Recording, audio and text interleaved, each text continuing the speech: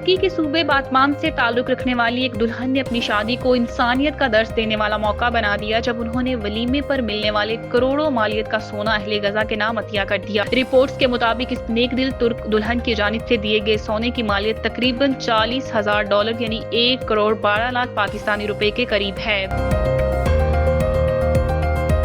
امریکی جریدے new York Times نے انکشاف کیا ہے کہ پہلگام واقعے کو بنیاد بنا کر بھارت نے مقبوضہ کشمیر میں مسلمانوں کے خلاف ظلم کی نئی لہر شروع کر دی ہے۔ رپورٹ کے مطابق مودی سرکار اور انتہا پسند ہندو عناصر نے اس واقعے کے بعد وادی میں مسلمانوں کے خلاف کارروائیاں تیز کر دی ہیں۔ پشاور زلمی کے کپتان بابر اعظم نے کہا ہے کہ مجھے بھی بولنا آتا ہے، اگر کوئی بول سکتا ہے تو ہم بھی بول سکتے ہیں، لیکن عزت نفس کی بھی اہمیت ہے۔ میرے بڑوں نے مجھے سکھایا ہے کہ ہر کسی کی عزت کرنی چاہیے۔ اور میں میڈیا سے گفتگو کرتے ہوئے بابر اعظم نے کہا، لوگ مجھے کریز پر زیادہ دیر تک نہیں دیکھنا چاہتے۔ بھارتی فضائیہ کے 4 ریفل طیاروں کی گزشتہ رات مقبوضہ کشمیر کی فضائی حدود میں پیٹرولنگ۔ پاک فضائیہ کے طیاروں نے بھارتی فضائیہ کے طیاروں کی فوراً نشاندہی کر لی، جس کے بعد پاک فضائیہ کی بروقت مستعد کارروائی پر پاکستان ایئر فورس کے خوف کا شکار بھارتی رافل طیارے بکھلاہٹ کا شکار ہو کر فوراً واپس فرار ہونے پر مجبور ہو گئے۔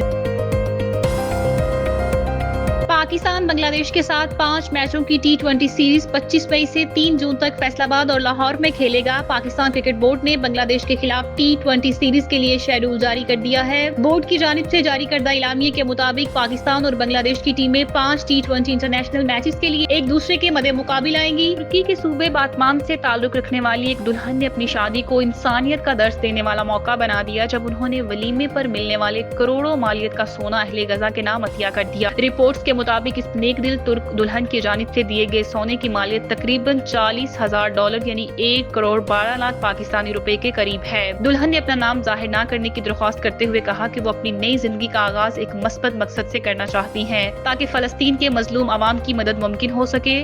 انہوں نے امید ظاہر کی کہ ان کا یہ اقدام دوسروں کے لیے بھی ہمدردی، یکجہتی اور انسانیت کا پیغام بنے گا، خاص طور پر ان کٹھن حالات میں جب اسرائیلی جارحیت کے باعث غزہ کے لاکھوں افراد بھوک، پیاس اور بمباری کے سائے میں زندگی گزارنے پر مجبور ہیں۔ دوسری جانب اسرائیلی وزیر خزانہ بزلیل اسٹومرچ نے ایک بار پھر اشتعال انگیز بیانات دیتے ہوئے کہا ہے کہ جنگ تب ہی رکے گی جب فلسطینی غزہ سے نکل جائیں گے، حزب اللہ کو بدترین شکست ہو، شام کو منتشر کر دیا جائے، ایران کا جوہری پروگرام ختم کیا جائے اور اسرائیلی قیدی واپس مل جائیں۔ اسرائیلی میڈیا ٹائمز آف اسرائیل کے مطابق اسٹومرچ نے دعویٰ کیا ہے کہ دشمن کی مکمل تباہی پر اسرائیل میں کوئی اختلاف نہیں ہے، اس وقت صرف فیصلے کرنے کی ضرورت ہے۔ دراصل غزہ میں اسرائیلی بمباری کا سلسلہ بدستور جاری ہے، جس کے نتیجے میں مزید 60 سے زائد فلسطینی شہید ہو گئے، جن میں بچے اور خواتین بھی شامل ہیں۔ عالمی برادری کی خاموشی اور مسلم دنیا کی بے علمی پر عوامی سطح پر شدید غم و غصہ پایا جا رہا ہے۔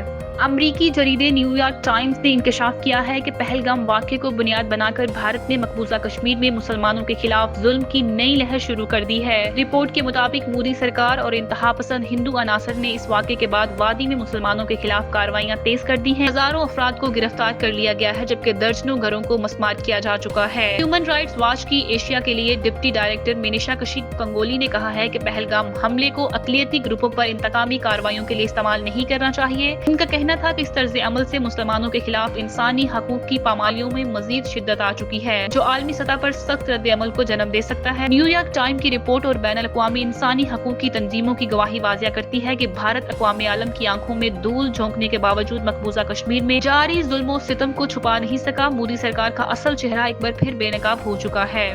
پشاور زلمی کے کپتان بابر اعظم نے کہا ہے کہ مجھے بھی بولنا آتا ہے، اگر کوئی بول سکتا ہے تو ہم بھی بول سکتے ہیں، لیکن عزت نفس کی بھی اہمیت ہے۔ میرے بڑوں نے مجھے سکھایا ہے کہ ہر کسی کی عزت کرنی چاہیے۔ اور میں میڈیا سے گفتگو کرتے ہوئے بابر اعظم نے کہا، لوگ مجھے کریز پر زیادہ دیر تک نہیں دیکھنا چاہتے اور میری کارکردگی سے توقعات زیادہ ہوتی ہیں، تاہم میں اپنی چھوٹی اننگ سے بھی لطف اندوز ہوتا ہوں، لیکن میں لوگوں کی توقعات کے مطابق لمبا نہیں کھیل پا رہا۔ بابر اعظم نے کہا کہ کرکٹ میں غلطیاں سب سے ہوتی ہیں اور میں اگلی مرتبہ انہیں درست کرنے کی کوشش کرتا ہوں، مگر کبھی نہ کبھی نئی غلطی بھی ہو جاتی ہے۔ ایسا ہوتا رہتا ہے، لیکن اہم بات یہ ہے کہ آپ کس طرح فوکس کرتے ہیں۔ میں ہمیشہ اپنی گیم کے مطابق کھیلتا ہوں اور فوکس رہتا ہوں۔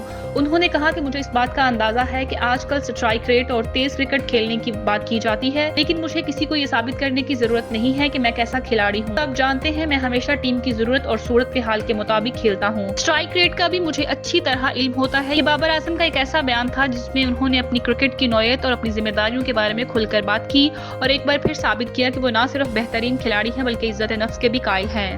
بھارتی فضائیہ کے 4 ریفل طیاروں کی گزشتہ رات مقبوضہ کشمیر کی فضائی حدود میں پیٹرولنگ پاک فضائیہ کے طیاروں نے بھارتی فضائیہ کے طیاروں کی فوراً نشاندہی کر لی، جس کے بعد پاک فضائیہ کی بروقت مستعد کارروائی پر پاکستان ایئر فورس کے خوف کا شکار بھارتی رافل طیارے بکھلاہٹ کا شکار ہو کر فوراً واپس فرار ہونے پر مجبور ہو گئے۔ سیکیورٹی ذرائع کے مطابق بھارتی طیاروں کی 29 اور 30 اپریل کی درمیانی شب بھارتی فضائیہ کے 4 ریفل جنگی طیاروں نے مقبوضہ جموں کشمیر کی فضائی حدود میں پیٹرولنگ کی، تاہم وہ اپنی جغرافیائی حدود کے اندر ہی رہے۔ سیکیورٹی ذرائع کے مطابق یہ پیش رفت بھارتی فضائیہ کی جانب سے اشتعال انگیز اور جارحانہ عزائم کی عکاسی کرتی ہے۔ جیسے ہی بھارتی رافل طیارے فضا میں متحرک ہوئے، پاکستانی طیاروں کی تیز اور مؤثر کارروائی نے بھارتی طیاروں کو ہکا بکا کر دیا اور وہ بکھلاہٹ میں اپنی فضائی حدود کے اندر ہی واپس پلٹنے پر مجبور ہو گئے۔ سیکیورٹی ذرائع کے مطابق پاک فوج بھارت کی جارحیت کا منہ توڑ جواب دینے کے لیے ہمہ وقت تیار ہے۔ پاکستان کی فضائیہ نے نہ صرف دشمن کی ہر حرکت پر کڑی نظر رکھی ہے، بلکہ فوری حکمت عملی کے تحت اپنی فضائی برتری کا مظاہرہ بھی کیا ہے۔ سیکیورٹی ذرائع نے واضح پیغام دیتے ہوئے پاکستانی فوج ہر قسم کی بھارتی جارحیت کا جواب دینے کے لیے مکمل طور پر تیار ہے اور چوکس ہے۔ واضح رہے کہ وفاقی وزیر اطلاعات عطاء اللہ تارڑ نے بتایا ہے کہ مستند انٹیلیجنس اطلاعات کے مطابق بھارت پہلگام واقعے سے جڑے بے بنیاد اور خود ساختہ الزامات کے خلاف فوجی کارروائی کا ارادہ رکھتا ہے۔ عطاء اللہ تارڑ نے اپنے ایک بیان میں کہا کہ جنگ سے ہونے والے نقصانات کی ذمہ داری بھارت پر ہوگی، بھارت کی کسی بھی قسم کی مہم جوئی کا بھرپور جواب دیا جائے گا۔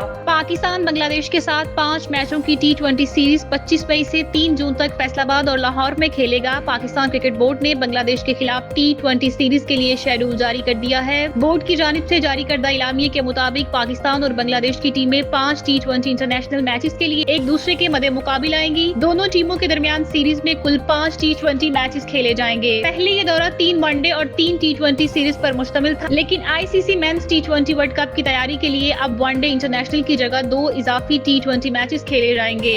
دونوں کرکٹ بورڈز باہمی طور پر ون ڈے میچوں کی جگہ 2 اضافی T20 انٹرنیشنل کھیلنے پر اتفاق کیا ہے۔ شیڈول کے تحت ابتدائی 2 T20 میچز 25 اور 27 مئی کو فیصل آباد اور بقیہ 3 میچز 30 مئی، 1 جون اور 3 جون کو لاہور کے قذافی اسٹیڈیم میں کھیلے جائیں گے۔ مقامی وقت کے مطابق تمام میچز رات 8 بجے شروع ہوں گے۔ واضح رہے کہ فیصل آباد 17 سال بعد ایک بار پھر انٹرنیشنل کرکٹ کی میزبانی کرے گا۔ اس سے قبل 1978 سے 2008 کے درمیان 24 ٹیسٹ اور 16 ون ڈے میچز اس اسٹیڈیم پر کھیلے جا چکے ہیں۔ اس اسٹیڈیم میں آخری بین الاقوامی میچ اپریل 2008 میں بنگلہ دیش اور پاکستان کے درمیان ون ڈے انٹرنیشنل میچ تھا۔ فیصل آباد کے اقبال اسٹیڈیم نے گزشتہ سال ستمبر میں افتتاحی چیمپئن ون ڈے کپ اور گزشتہ ماہ نیشنل T20 کپ کی کامیابی کے ساتھ میزبانی کی تھی۔